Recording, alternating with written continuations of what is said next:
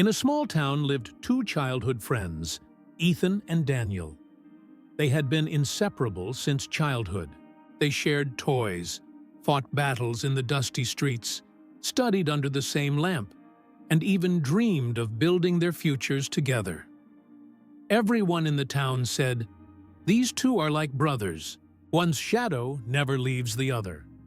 But as time went on, life's trials began testing that bond. Ethan grew into a hard-working man.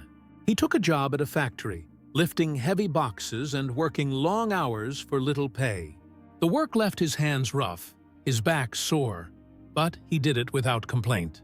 His greatest joy was taking care of his aging mother, who had raised him single-handedly after his father passed away.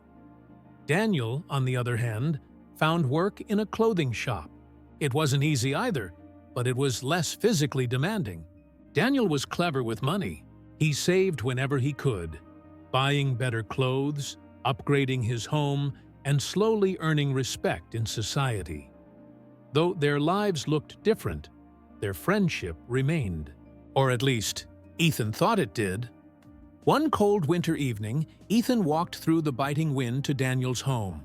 His face was pale, his eyes heavy with worry. When Daniel opened the door, Ethan's voice trembled as he spoke. "Brother, I need your help. My mother is sick, and the doctor says she needs urgent medicine. I don't have enough money right now. Could you lend me some? I promise, when my salary comes, I'll return it to you." Daniel looked at Ethan. He could see the desperation in his friend's eyes, but his mind immediately went to his own concerns. He had been saving money for months to buy a new motorbike, something he believed would bring him respect and comfort. Instead of seeing Ethan's pain, Daniel saw only the weight of losing his savings. He turned away, avoiding Ethan's pleading eyes. With a firm, cold tone, he replied, "Ethan, I have my own plans. I can't risk giving you money and not getting it back. I'm sorry, but your problem is your problem. You must manage it." Ethan's face fell. He wanted to argue, to remind Daniel of all the years they had supported each other. But his pride stopped him. With a heavy heart, he simply nodded and whispered, "I understand." Then he left into the cold night. Daniel closed the door and told himself, "I had no choice. If I help him, I'll lose what I've been working for."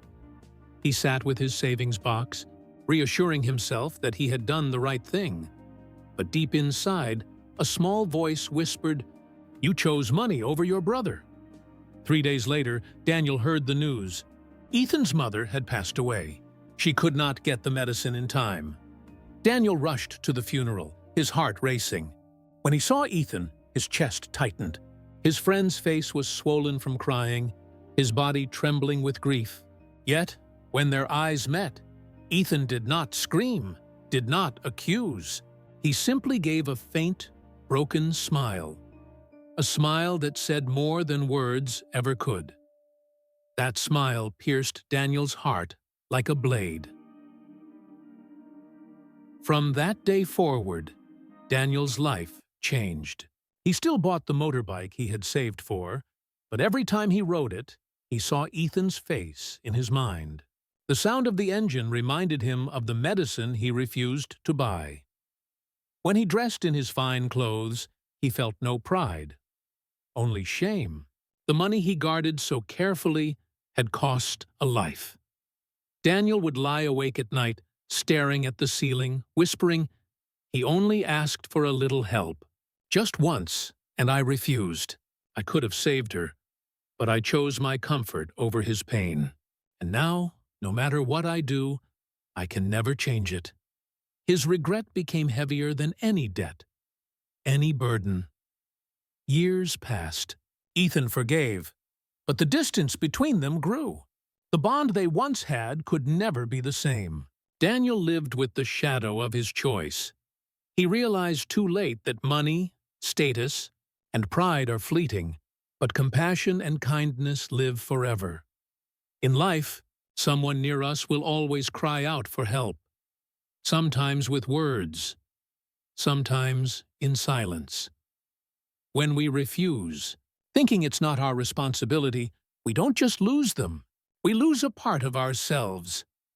One act of kindness may feel small to you, but it can mean life to someone else.